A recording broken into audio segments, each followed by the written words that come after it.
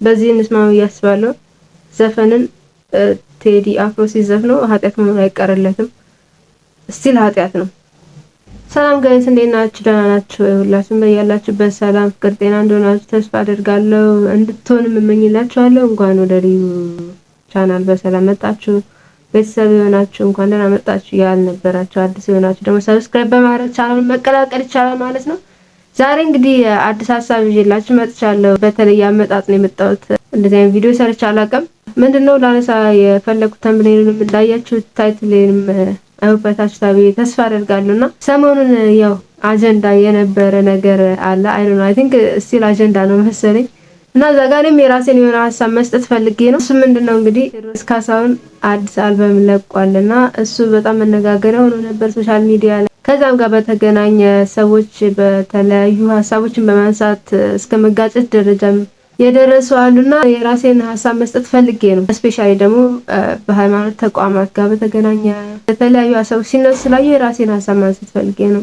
እሱ ምንድነው አንዳንዴ ምን አለ እኔ ያስተዋልኩት ነገር አንደኛ ነገር ይሄ ሁላችንም እኔ ወደድኩትን ሁሉም ሰው መውደድ አለበት፣ እኔ አክሰፕት ያደረኩትን ሁሉም አክሰፕት ማድረግ አለበት። ኦር የሆነ ነገር ሲመጣ ያለ ምንም የሆነ ሀሳብ ሲነሳ እኮ የሚነሳም የሚጣልም ነገር ይኖራል፣ የሚወሰድም የሚጣል ነገር አለ።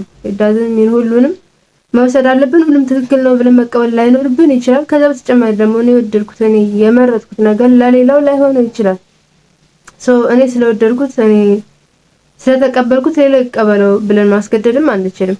እንደዚህም ደግሞ ልክ አንድ ሰው እኔ የወደድኩትን ወይም ደግሞ የጠላሁትን ነገር ኮሜንት እንደማደርገው ሁሉ ያንን ደግሞ ለመስማት ፈቃደኛ መሆን አለበት። ቤዚካሊ ግን እኔ ማንሳት የፈለኩት እንደኛ አሁን እኔ ለምሳሌ ጠይቁኝ ኦርቶዶክስ ሃይማኖት ተከታይ ነኝና ሰላምታችን ሳይቀር እንግዲህ በትንሳኤ ወቅት ያ ማለት ከዘመነ ትንሳኤ ብለን የምንለው ወይም የሰሞነ ትንሳኤ ካለፈው እሁድ ጀምሮ ለ50 ቀን የሚቆይ ነው የምናከብረው ማለት ነው። ላይክ እንደሌሎች በዓላቶች ዛሬ ትላንት ልደት ነበር አለፈ ምናምን እንለው አይደለምና ከዛ ጋር በተገናኘ ሰላምታችን እንኳን ራሱ ይቀየራል። በቤተክርስቲያን ሰላምታ አሰጣጣችን በራሱ የክርስቶስን ትንሳኤ የምንሰብክበት ነው። ካለፈው እሁድ ጀምሮ ለሚመጡት 55 ቀናቶች አገስ ካልተሳተፉ ነው ስለ ክርስቶስ መነሳት በእያንዳንዱ ህይወታችን ውስጥ አንድ ሰው ብቻውንም ሆኖ ቢሆን የክርስቶስን መሞት መነሳት የሚያስብበት ዘመን ነው እና በትንሹን ቅድም እንዳነሳውላችሁ ከሰላምታችን ጀምሮ የክርስቶስን ትንሳኤ የምንሰብክበት ሆኖ ሳለ ግን ኦፍ ኮርስ ሁላችንም እንደምናውቀው ትንሳኤን ካከበርን ሳምንት እንኳን አልሆነንም ራይት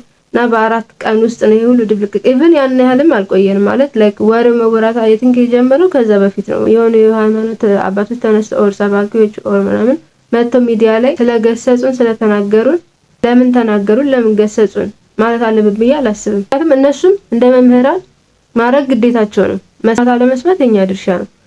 ነገሩን መቀበል አለመቀበል የኛ ድርሻ ነው። ኃጢአት ነው ኃጢአት አይደለም የሚለውን አልፈን የቴዲ ዘፈን ሲሆን እንደ ዘፈን አለመቁጠር ማለት አይደለም። እኛ ምን እያሰብን እንደሆነ እኔ በነገራችን ላይ ከሰውዬ ላይ እኔን ለመናገር ከሰውዬ ጋር ምን ችግር የለብኝም። ብትጠይቁኝም አሁን እኔ የሰማሁት አንዱን ዘፈን አልሰማሁትም። ራሴን እያመጻደቅኩ ስለሰውዬው መጥፎ እይታ ኖሮኝ ምናምን አይደለም። የሰሙት ሰዎች ለምን ሰሙት ከማለት አንግልም እያየሁት አይደለም። ግን እኔ ፈልጌ የሰማሁት እንበላደ ሰዎች አስተያየት ሊሰጡ ይችላሉ። ለምሳሌ ስለ ነገር የትክክል መሆን አለመሆን አፍተር ኦል ዘፈንነቱን አይለቅም። የቴዲም ሆነ የአበበም ሆነ የከበደም ሆነ የሚስተር ኤክስ ወይም የሚስተር ዋይም ሆነ ዘፈንነቱን እስካለቀቀ ድረስ ዋሬ በዛ ሜሴጅ ማለት ነው። ሜሴጁ ምንም ይሁን ራሱ ባለቤቱን ዘፋኙን ብትጠይቁት እኔ ዘፋኝ ነኝ እንጂ ዘማሪ ነኝ አይላችሁም። ዘፈን ነው የለቀኩት ነው እንጂ መዝሙር ነው የለቀኩት አይላችሁም። ኦፍ ኮርስ ሁላችንም የፈለግነው ማድረግ መብታችን ነው። ግን ለምን ሰው እንደዚህ አይነት አስተያየት ሰጠ ግን ማለት አንችልም። ምክንያቱም ሰው የራሱን ፐርስፔክቲቭ ይናገራል። እኔ ከራሴ ፐርስፔክቲቭ አድርጌዋለሁ፣ ሰማን ደግሞ የራሱ ፐርስፔክቲቭ ይኖራል። ለምን ሰው እንደዚህ ተናገረ፣ ለምን እንደዚህ ሀሳብ ሰጠ፣ ስለ ነገሩ ትክክለኛ መሆንና አለመሆን ለምን ይሄን አለ ሌሎችን አፕሮቫል ሌሎችን ሰፖርት መጠበቅ የለብንም።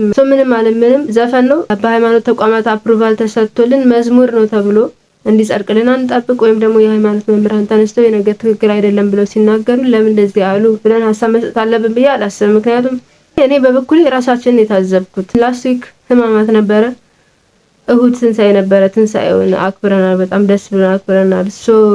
ሳይውል ሳያድር አጀንዳችንን ቀይረን ስለሆነ ዘፈን ከአቀንቃኝ መሆናችን ማለት እኔ ስቲል አም ኖት ጃጂንግ ኦፌንድ ለማድረግ ምናምን አይደለም ማለት ሰዎችን ኦፌንድ የሚያደርግ ሀሳብም ነው ያነሳሁት ብዬ አላስብም። ግን ሳምንት ባልሞላ ጊዜ ውስጥ ትንሳኤውን አጀንዳ አስቀይሮ ሌላ አጀንዳ ከሰጠ ለእኔ ትክክል ነው ብዬ አላስብም። እንደኔ ስትጠይቁኝ እንደኔ ስመልስ ማለት ነው።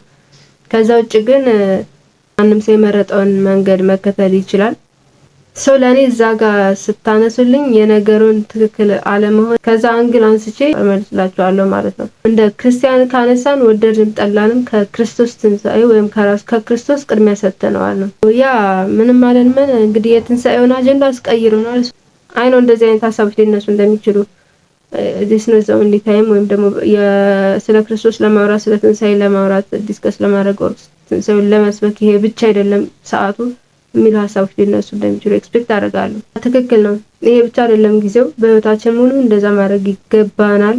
ይሄ ግን ደግሞ ከነዛ ሁሉ ጊዜያቶች ደግሞ ይሄ እንደ ስፔሻል ተሰጠንሽ በዚህ ኑሩ ተብሎ ስራ ተሰራለን። እሱን ማድረግ አለማድረግ ኢትስ አፕ ቱ አስ። በሌላ መንገድ ደግሞ ዲፕ ዳውን ውስጣችን በራሱ ይሄን ይነግረናል ብዬ አስባለሁ። አርቲስቱ ስራውን እየሰራ ነው which is good to him። በዚህ እንስማማ ብዬ አስባለሁ። ሙዚቃን ቴዲ አፍሮ ሲዘፍነው ኦር ዘፈንን ቴዲ አፍሮ ሲዘፍነው ኃጢያት ወይም ዘፈን ኃጢያት ነው የሚለውን አያስተውም አያስቀረውም። አፍተር ኦል ዘፈን ኃጢያት ነው። በዚህ እንስማማ ብዬ አስባለሁ። ዘፈንን ቴዲ አፍሮ ሲዘፍነው ኃጢያት መሆን አይቀርለትም። ስቲል ኃጢያት ነው። በእሱ እንስማማ። እሱን በራሱ ብትጠይቁት እኔ ዘፋኝ ነኝ እኔ የዓለማዊ ዘፋኝ ነኝ ነው እንጂ የሚላችሁ የመዝሙር አልበም ነው የለቀኩት ኦር እኔ ዘማሪ ነኝ ብሎ ይመልሳል ብዬ አላስብም። ሶ ባለቤቱ በራሱ ያልሰጠው ማንነት እኛ በግድ ልንለጥበት አንሞክር ብዬ ነው የማስበው። በመጨረሻ ማለት ፈልገው ምንድነው ምንም ነገር ልንሰራ እንችላለን። ለምንሰራው ስራ ለምናደርጋቸው እያንዳንዱ ድርጊቶች በሙሉ ሪስፖንሲብል እንሆን። የማንንም አፕሩቫል አንጠብቅ ነው። ሶ እኔ የቴዲ አፍሮን አልበም ከሰማሁት ሰማን ኤስ እንዴ ይሄ እኮ ማለት ቴዲ አፍሮ ስለዘፈነው ዘፈን ኃጢያት እኮ ነው ለምን አለኝ ብዬ ኦፌንድ ልደረግ አይገባም። ሶ ይሄን ለማለት ነው ጋይስ። እናንተስ ምን ታስባላችሁ? አይ ሆፕ ማንንም ኦፌንድ እንደማያደርግና እንዲህ የተባለ ቪዲዮ እንደማይሰራብኝ ተስፋ አደርጋለሁ። በሌላ ቪዲዮ እስከምንገናኝ ሰላም ቆዩኝ። ወዳችኋለሁ። ፒስ